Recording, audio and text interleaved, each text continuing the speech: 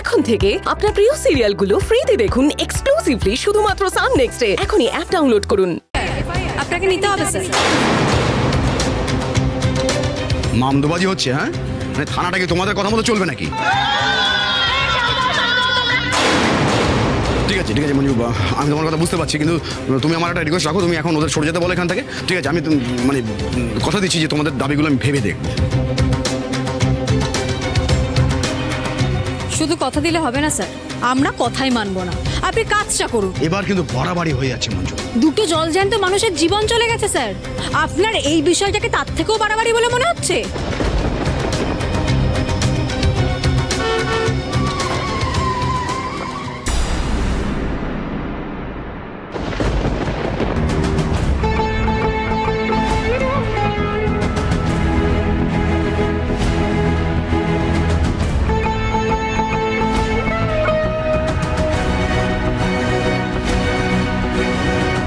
আমি সব জানি, আমি হাসপাতাল থেকে আসছি, খোঁজ খবর নিয়ে আরো অনেক কিছু জানতে পারলাম দুলালবাবু।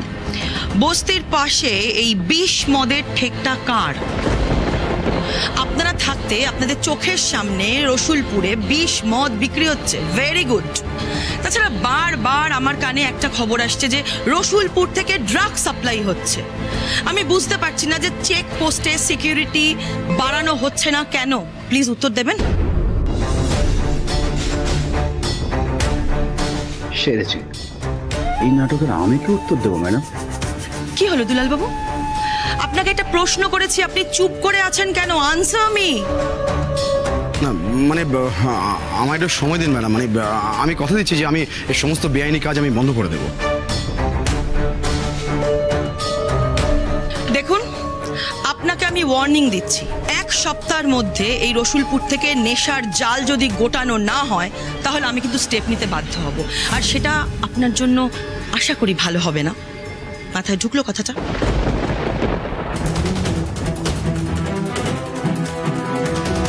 আচ্ছা, আমি কথা বলে নিয়েছি মঞ্জু, তুমি এখানে আর সময় নষ্ট করো না, এই মৃতদেহের অন্তিম সৎকারের ব্যবস্থা করো।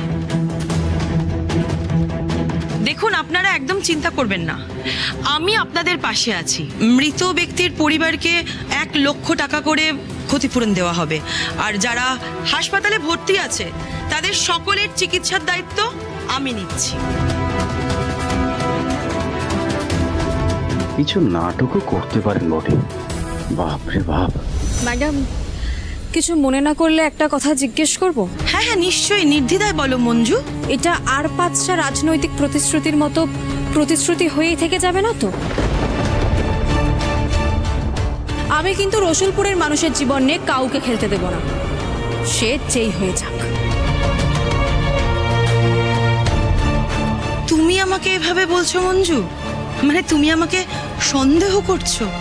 দেখো মঞ্জু, তুমি আর অর্জুন আমার সন্তানের মতো, তোমাদের সামনে আমি এই রাজনৈতিক মিথ্যে প্রতিশ্রুতি দেব কেন বলতে পারো? আর তাছাড়া দেখো, আজকে তো আমার সাথে না আছে কোনো পার্টির লোক, না আছে কোনো মিডিয়া, তাহলে আমি এই নাটকটা কেন করতে যাব বলো তো? আমি আপনাদের সকলের কাছে অনুরোধ করছি, আপনারা একটু ধৈর্য ধরুন, পুলিশকে একটু সময় দিন। আমি জানি যে এই মৃতদেহ সৎকার করবার জন্য আপনাদের টাকা পয়সার প্রয়োজন হবে। এই নিন, এটা রাখুন, আশা করি এতে হয়ে যাবে। মঞ্জু, তুমি এদিকটা সব একটু দেখে নিও, আমি যে তোমাকে বড্ড ভরসা করি। আমি চললাম, কেমন?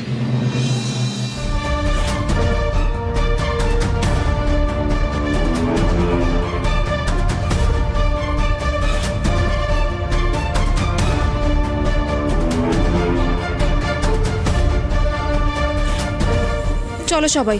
বলো হরি, বলো হরি, বলো হরি, বলো হরি। মঞ্জু, আমি বেরোলাম। মেজাবু, কিছু প্রয়োজন হলে আমি ফোন করবেন। Okay sir. মঞ্জু, আমার একটা সন্দেহ হচ্ছে বুঝলি, এই বড়বাবু যদি তাপসী ম্যাডামের কথা মতো কাজ না করে তাহলে? উনি কাজ না করলো আমি তো আছি, আমি এর শেষ দেখেই ছাড়ব, প্রমিস।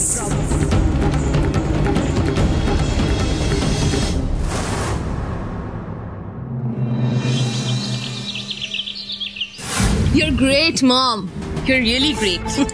আমি তো ভাবতেই পারছি না কাল রাতে তুমি মঞ্জু আর অর্জুনকে এমন ভাবে হ্যান্ডেল করলে, জাস্ট বিয়ন্ড মাই ইমাজিনেশন। অভিজ্ঞতা, বুঝলি, অভিজ্ঞতা। আমার মতো বয়সে আয়, তখন তুইও এরকম ভাবে ভাবতে পারবি।